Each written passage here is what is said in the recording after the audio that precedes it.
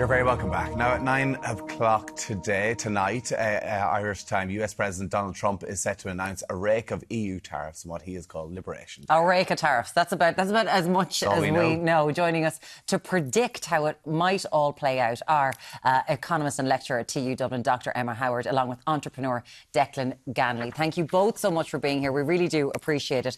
Listen, it's speculation. We don't know exactly what he's going to do, Emma, but calling it Liberation Day.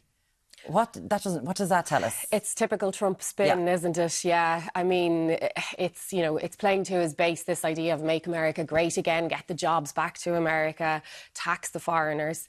But really, we see what investors and what the markets are telling us is that it's really a day that's going to be really damaging for the US economy as well as for the global economy. The Trump administration seemed to have a real disdain for Europe.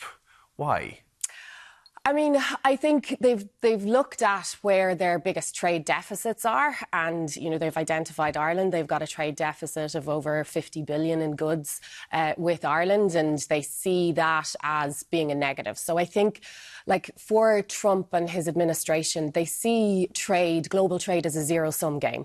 So where they look and they see that someone is gaining, someone is doing well, there has to be a loser on the other end of it, which of course is a complete misunderstanding of how this works, right? So trade benefits everyone.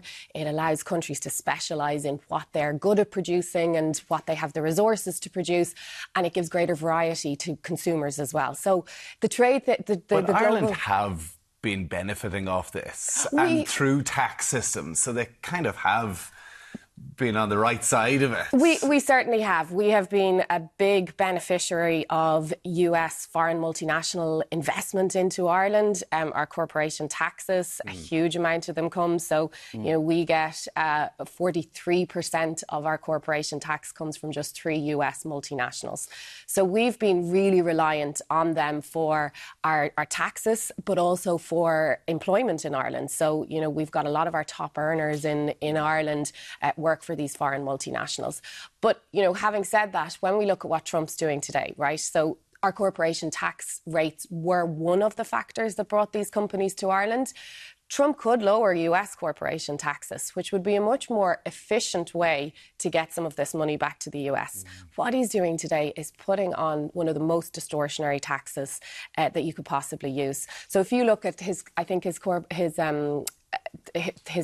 team were saying that they could raise about $6 trillion in US dollars from applying these tariffs, right?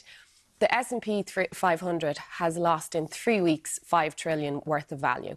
So already what we're seeing is that those markets losing nearly as much revenue, as much money as they're planning on raising with these tariffs. So it's really just not a good strategy. And it's very interesting, when anything happened in the stock market, when Biden was in the administration, the Trumps were all over it. And now he's saying that what happens in the stock market is a snapshot in time. It doesn't tell us anything of the future.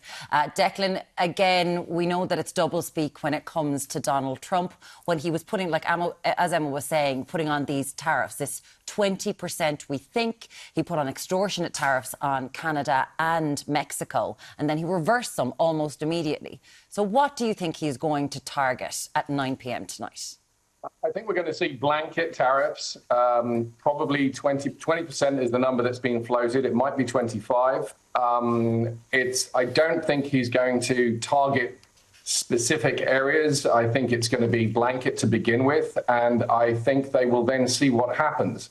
I think that our pharmaceutical sector is likely to get caught out here. About 72 billion of our exports are were in the pharmaceutical and medical sector. About 58% of our exports to the US were pharmaceuticals.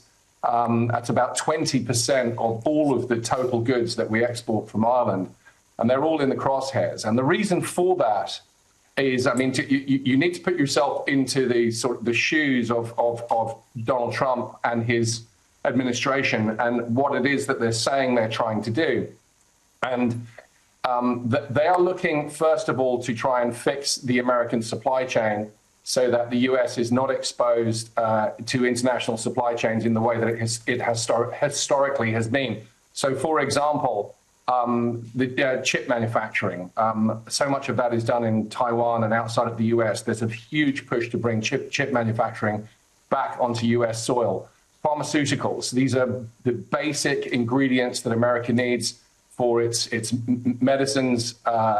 They want to manufacture them in the US.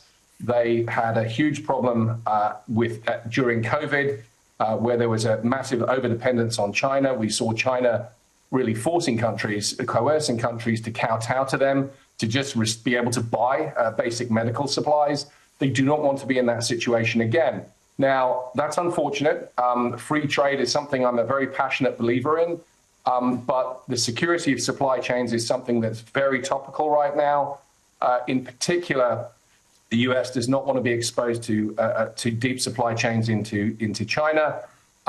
We are certainly in the crosshairs as well, the European Union, and that's the context within which this is being looked at. It's not that Ireland is being singled out per se, it's just that we happen to have a very high concentration of these activities here in Ireland, and that's why we're going to get it in the neck. And we need to adjust our own economy so that we are far less dependent on foreign direct investment. We need to, I think, restructure our taxation system to foster domestic entrepreneurship. This country is perfectly capable now of producing the future Googles, the future Apples. We have the talent, we have the skills, we have the people that are willing to take the risks. We need to start doing that from this country and not be reliant on foreign direct investment in the way that we have been.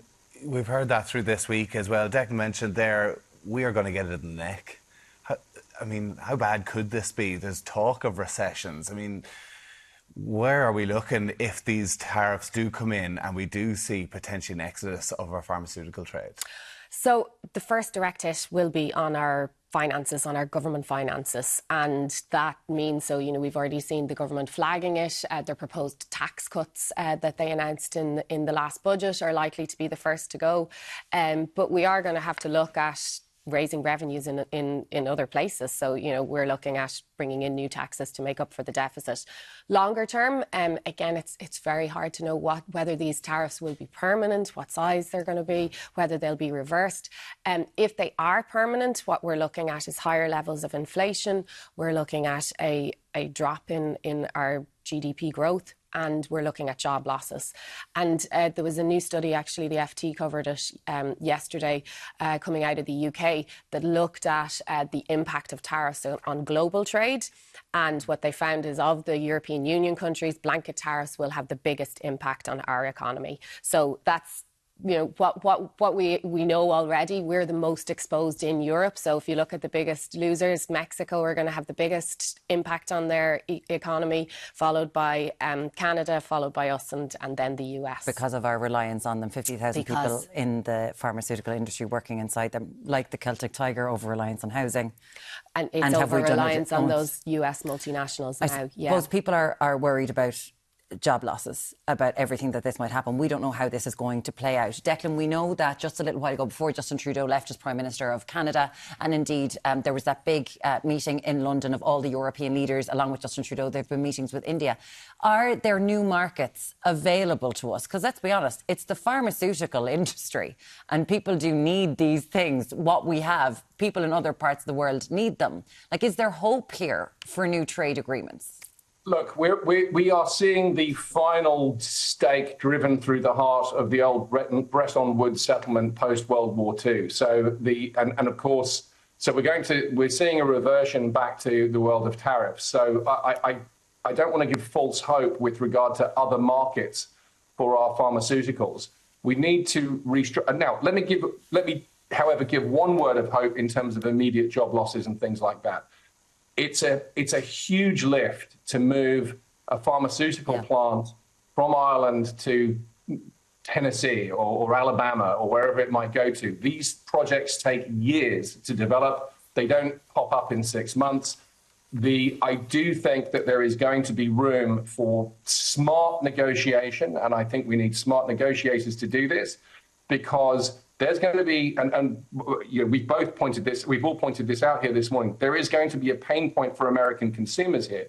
And they're going to wait to see where that starts to hit and where they need to adjust. And you can't move these things to America immediately. This takes years. Donald Trump is going to be there for another 3.5 years or whatever it's going to be. He's saying he wants to get another term, but I'm not quite sure how that will happen. But there is time here, and there is a need for these products in the US, and there is extraordinary goodwill for Ireland in the United States, even within the Trump administration. There is goodwill to Ireland. They might not like our current leaders or whatever, but across the board, there is great goodwill for our country, and we need to exploit that, play it smart, and we might be able to come out of this better than it will look tonight. I'd be a little bit more optimistic that we can actually do better than might first appear. Okay. A little bit more optimistic. Okay, well, we will find out tonight when those announcements are made at 9 o'clock this evening. Declan Ganley, businessman, thank you so much for joining us over in the west of Ireland, and Dr. Emma Howard, lecturer and economist. See you tomorrow morning, Dublin. probably here, going, what just happened? Thank you Thanks so much, Emma. Thank you. Thanks a million. Back with you in a minute on Ireland AM.